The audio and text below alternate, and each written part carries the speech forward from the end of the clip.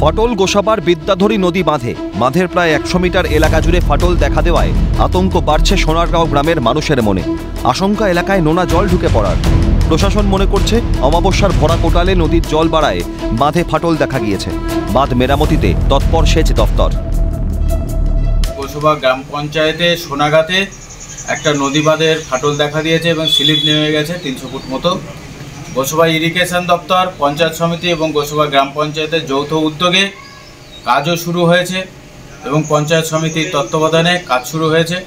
Irrigation দপ্তর সেখানে আধিকারিকরা গিয়েছেন এবং বাঁধ মেরামতির কাজ শুরু হয়ে গেছে। বিদ্যাধরী নদীর নোনা জল গ্রামের মধ্যে ঢুকতে শুরু করেছে। কৃষিযোগ্য জমি নষ্ট হবে, ফিশারি নষ্ট হবে, মানুষের ঘরবাড়ি ভেসে যাবে, আইলার বিভীষিকা ফিরে আসবে। প্রশাসনিক কর্তারা এবং শাসক দলের নেতারা একটা পরিকল্পিত নাটক রচনা করেছে।